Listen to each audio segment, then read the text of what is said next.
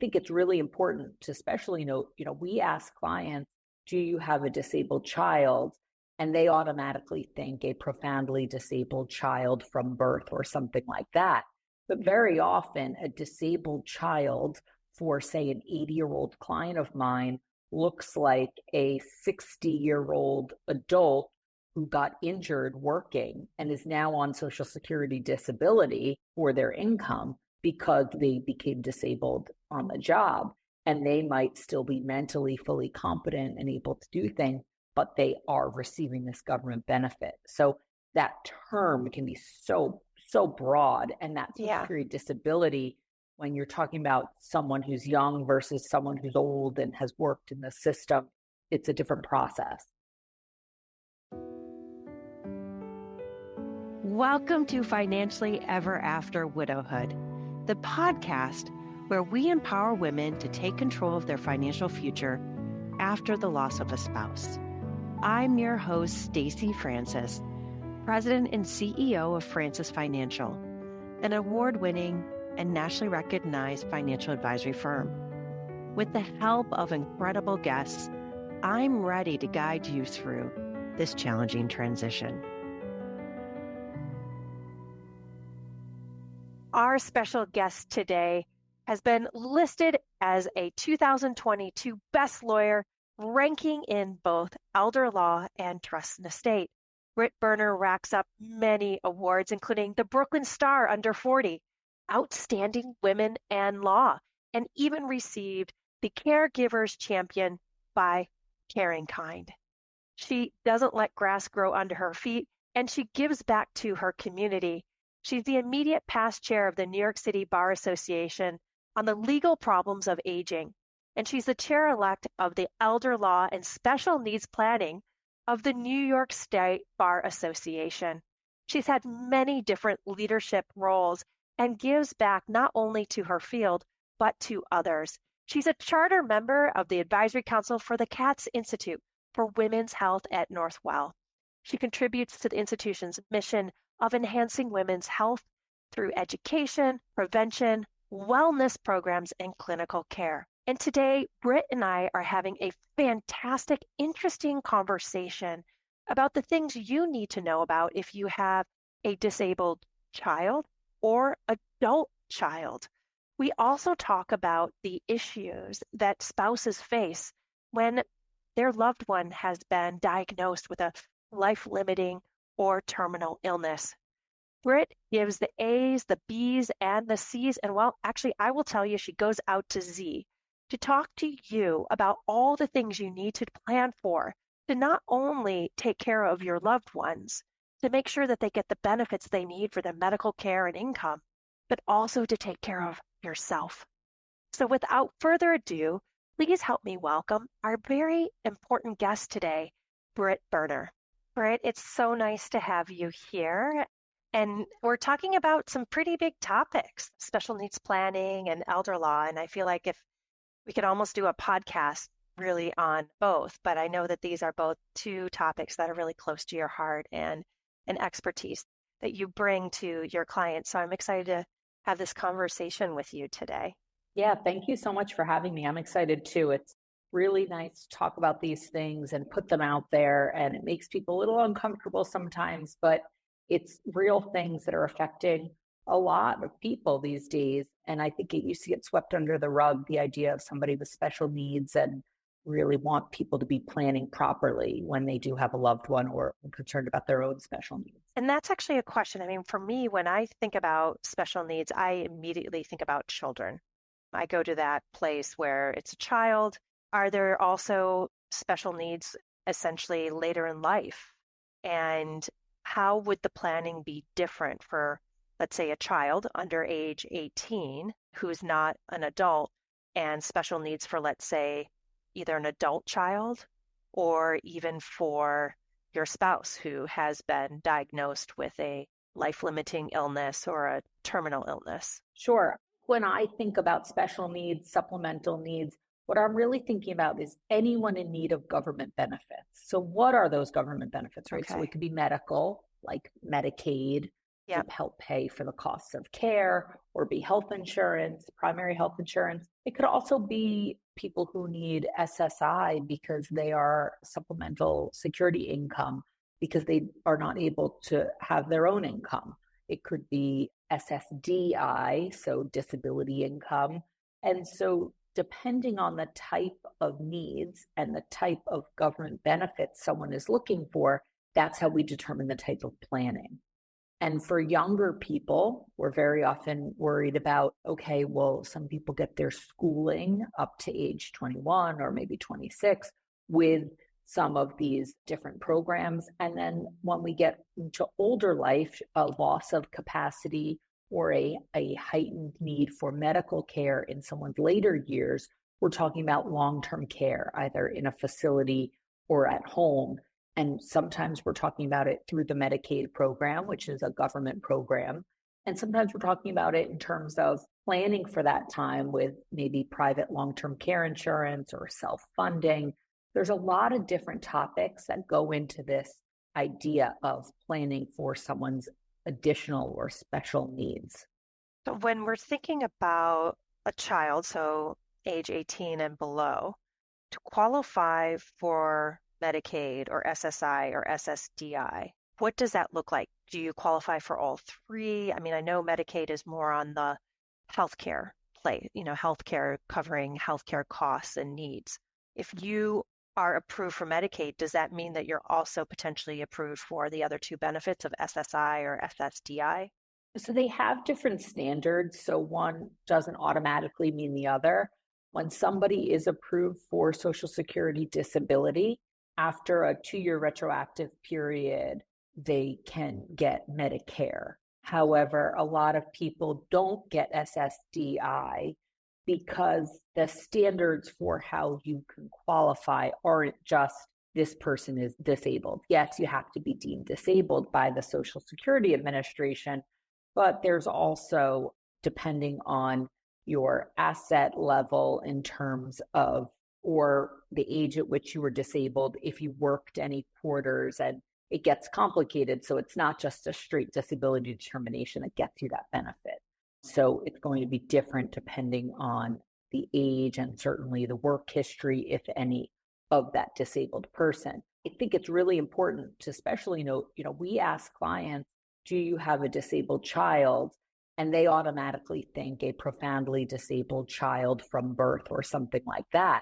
But very often a disabled child for, say, an 80-year-old client of mine looks like a 60-year-old adult who got injured working and is now on Social Security disability for their income because they became disabled on the job.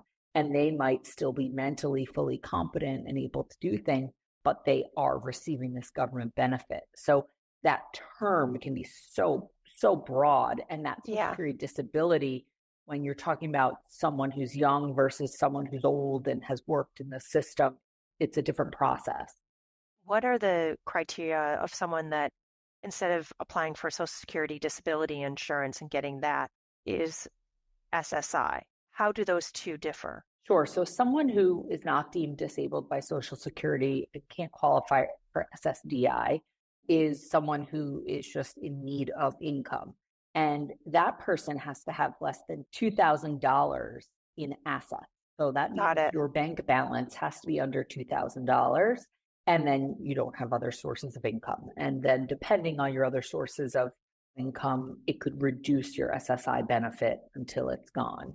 But you're talking about, depending on where you are, you're talking about less than $1,000 a month in income. So it's not a huge benefit.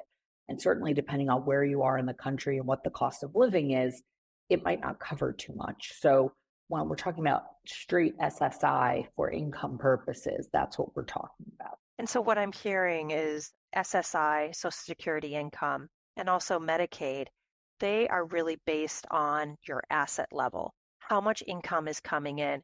Medicaid being the resource that can help give you coverage for medical care.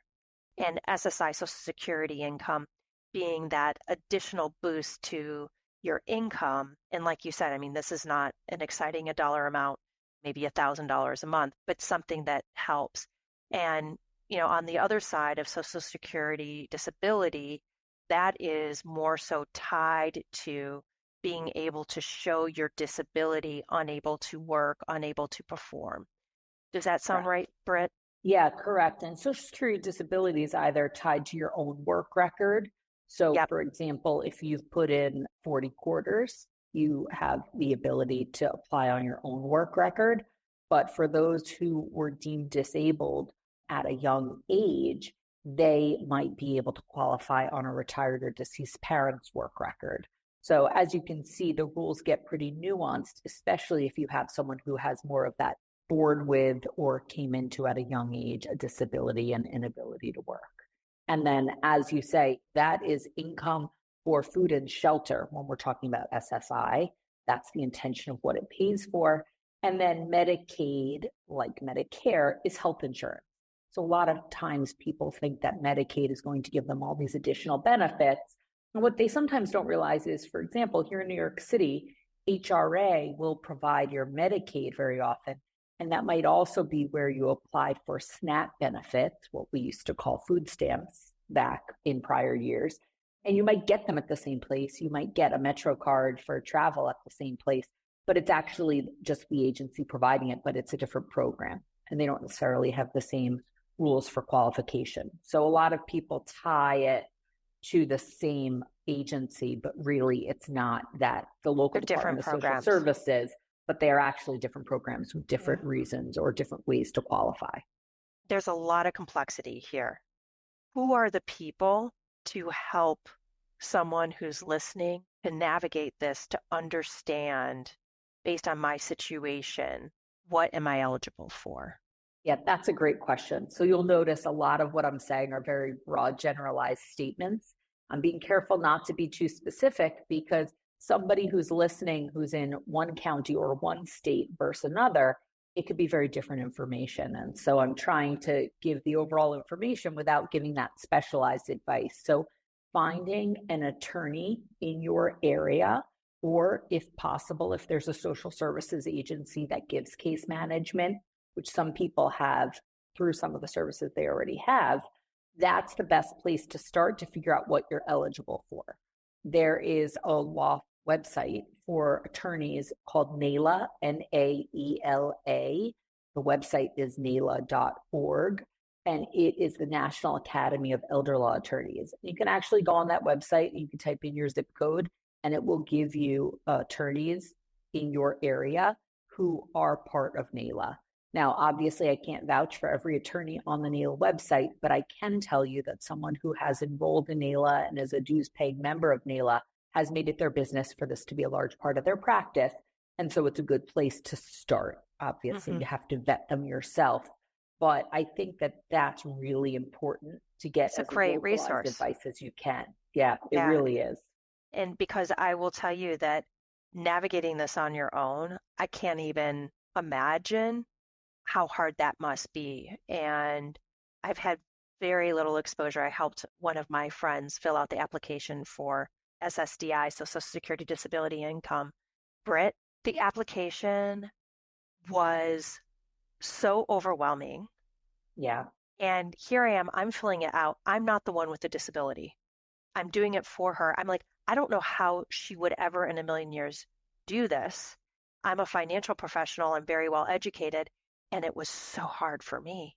If we were able to have reached out to an attorney to just guide us, help us through that process, a really big difference. And I was just reading of how many adults are disabled.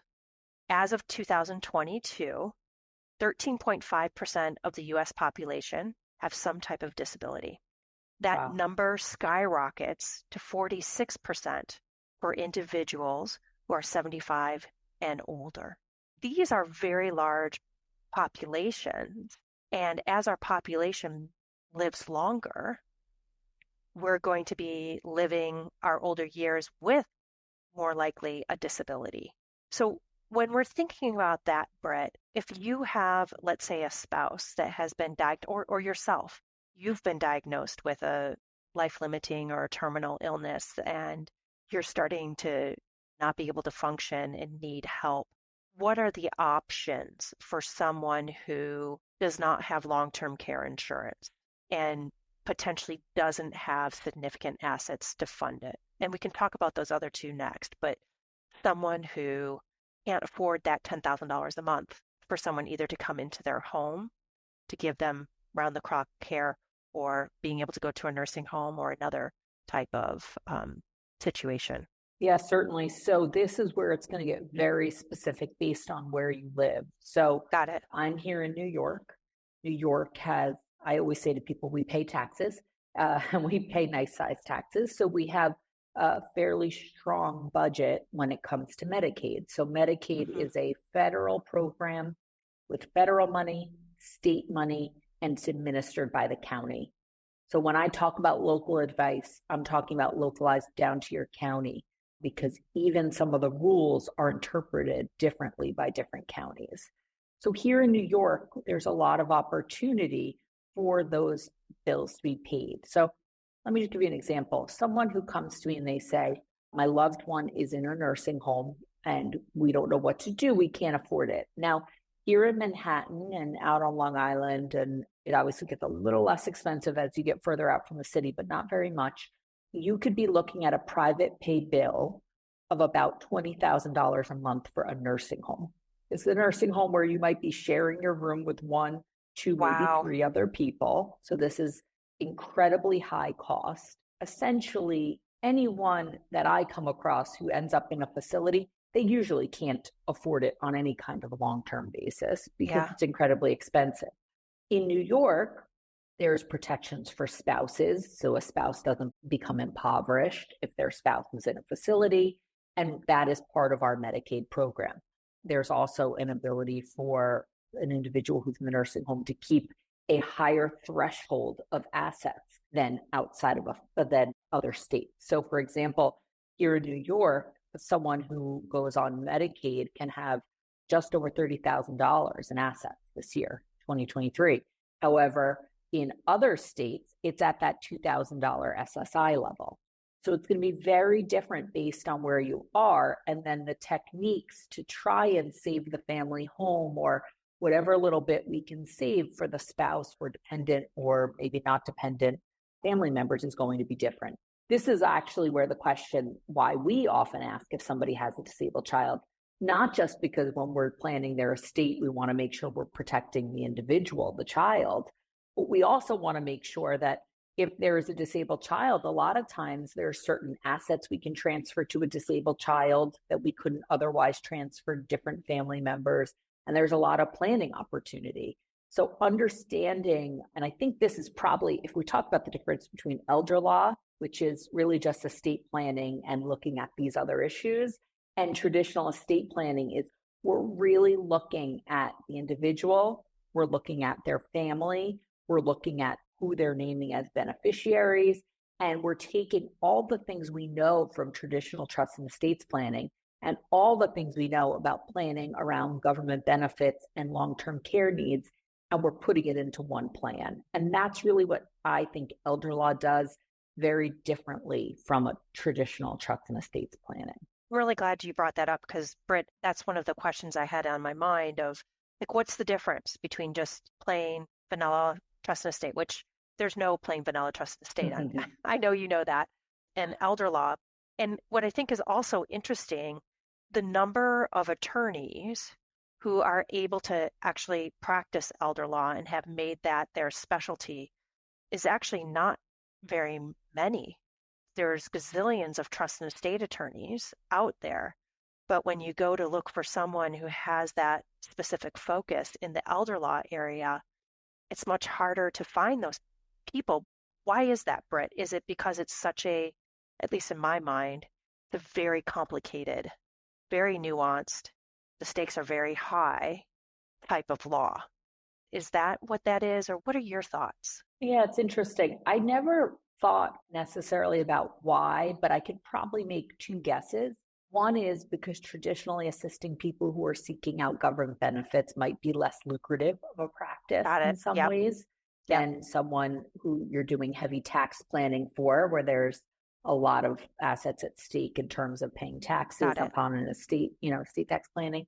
And then I think the other reason is you can't dabble. You can't dabble in elder law. Now, I don't think you should dabble in any area of the law, but with elder law, it's changing almost daily, right? COVID came in and that put us in a public health emergency. Well, a public health emergency greatly impacts, for better and for worse, the medical system. So now we have a government funded, federal and state government funded health insurance system, which is now under all of these COVID rules and COVID easements. And then we have the unwind of the COVID easements. And everything is based upon the budgets on an annual basis of the state. So you're constantly watching what's going on up at your state capital, whatever your state is, what changes are coming down the pike, where are they limiting the program, where are they expanding it, where does that give us planning opportunities? And so if you're not doing it every day and if you're not watching it constantly, it could be very easy to get left behind because it is an area of the law that changes so frequently, not just by rulemaking and lawmaking, but also by regulation, which the Department of Health can put out a regulation today and it changes how we look at things tomorrow. So it's quick moving sometimes. I can imagine, and it's a lot to stay on top of, very much. For someone who's listening and two different scenarios, let's say first scenario, she has an adult child who is disabled. When she passes, she wants to make sure that she passes that wealth to him or her in a way that doesn't disqualify them from all the benefits that are based on having a small amount of assets, whether that's Medicaid or that Social Security income. What are the things that she needs to be thinking about in how she leaves assets to that child? Yes, so the greatest tool in that regard is the supplemental needs trust. If mom leaves assets and her documents say that it goes into a properly drafted supplemental needs trust for her child, that's what we call a third-party supplemental needs trust.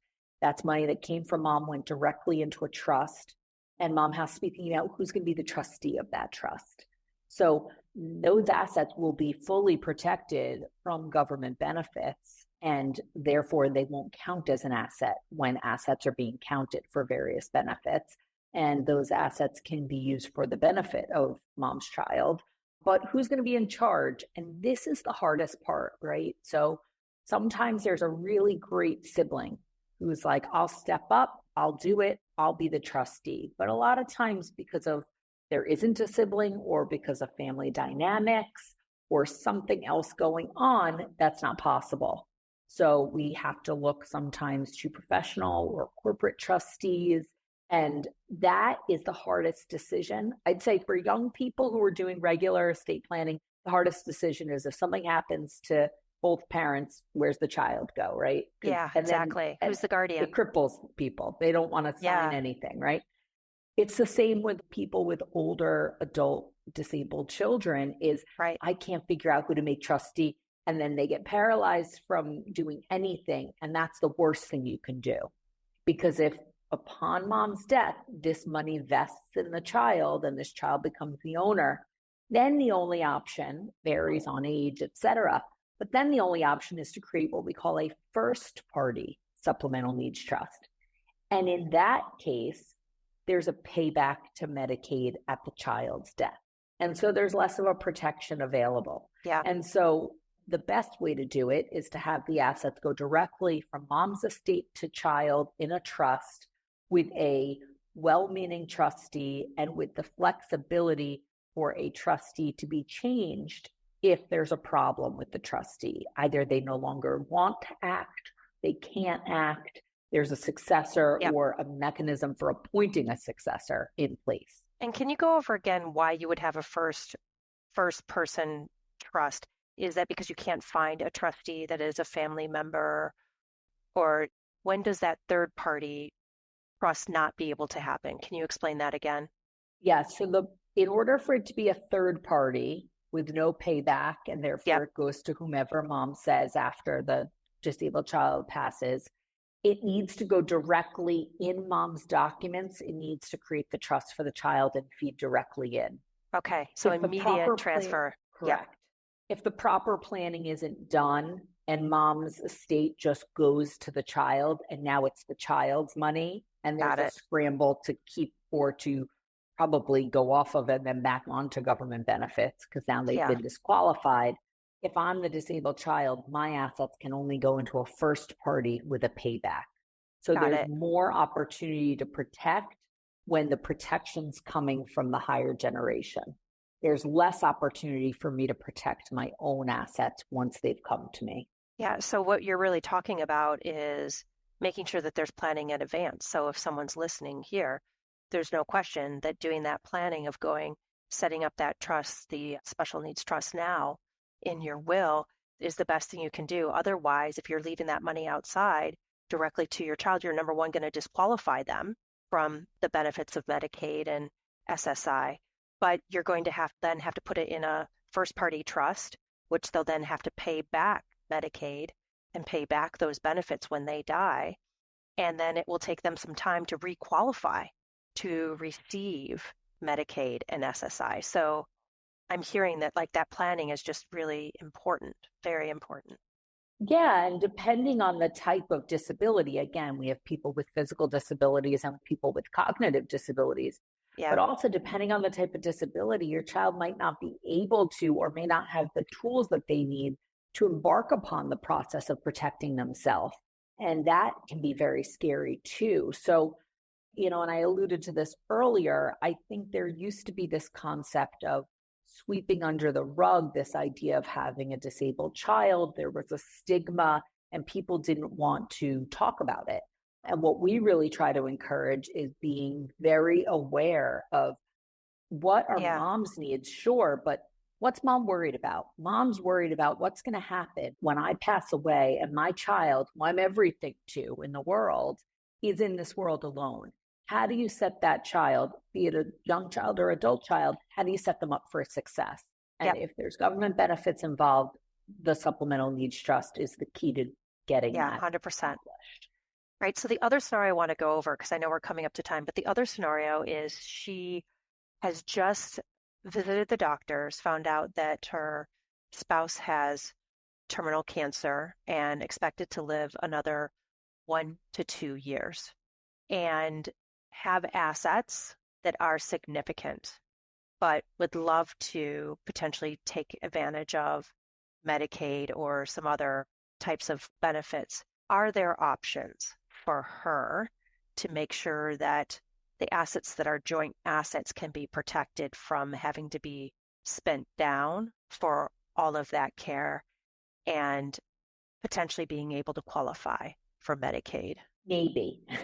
Yeah, That's the typical lawyer answer, yeah, right? Maybe. and it's a big maybe because I know that there are a lot of rules about essentially whether, I've seen people talk about medical divorce, right? And the government is pretty smart about that of like, you're cohabitating, medical divorce, and your spouse just was diagnosed. So I know that there's a lot of maybes, but I think that what's interesting is the fact that even you said maybe, right? So that like based on your Exactly. situation, reaching out to an elder law attorney to really understand what options you do have and what time frame, in which time frame would you have them.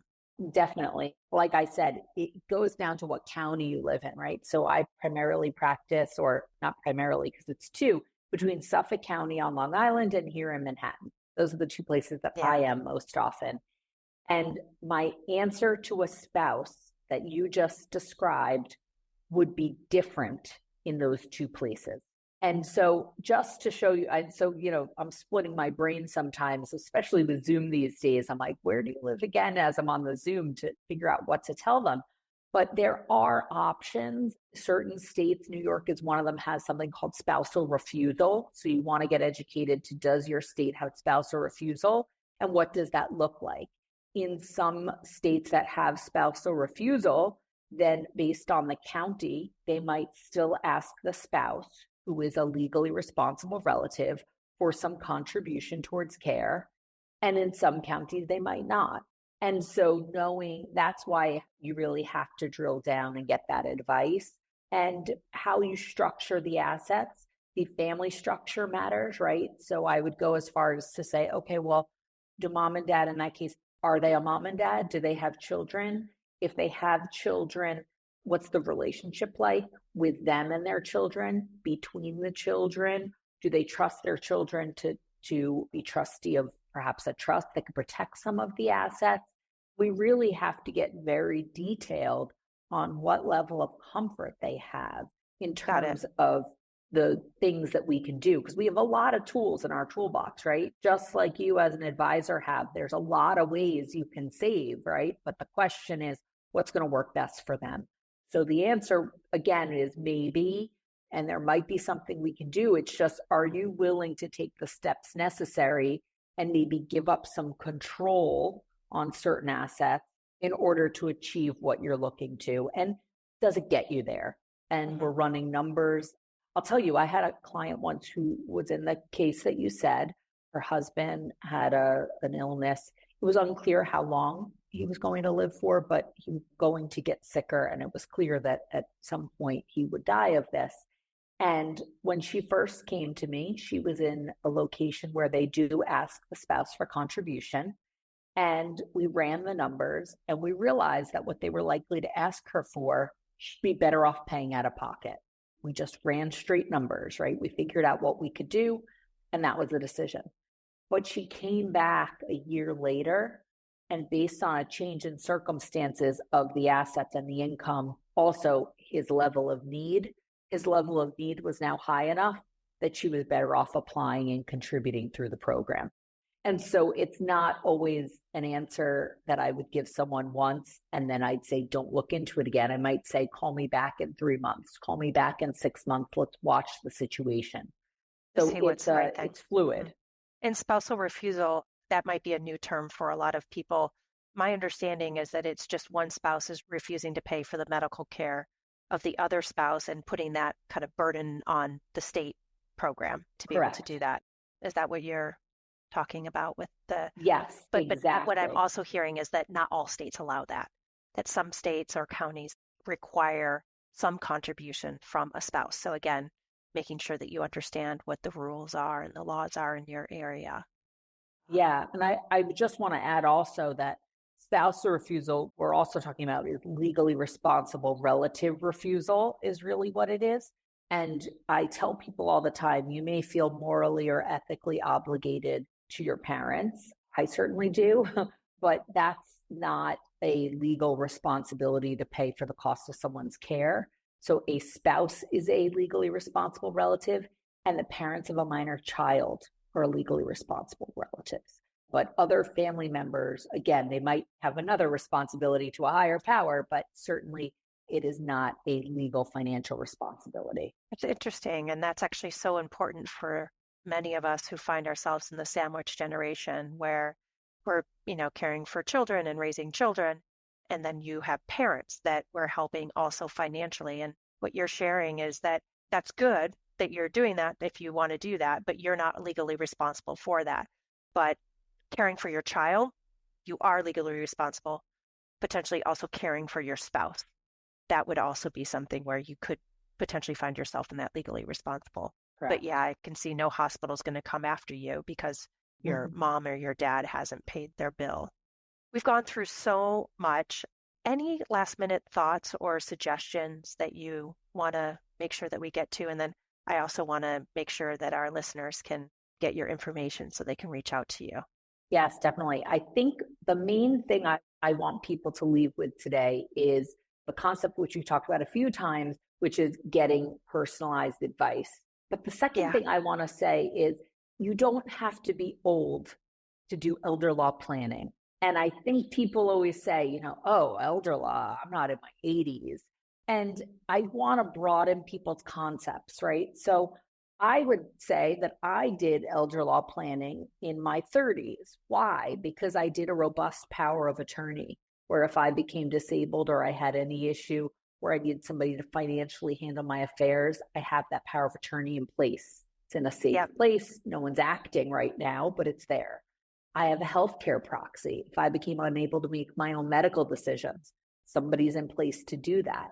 And maybe I haven't gone as far as to, put my assets in an irrevocable trust or the more complicated plans that we would do as somebody got older. but there is definitely planning and a thought about your own disability that I think people should be having at a very young age. And so I don't want people to get scared away by the term elder law. It's just responsible planning for not just your death, but also a potential disability. Britt, I don't think you could have ended this podcast any better.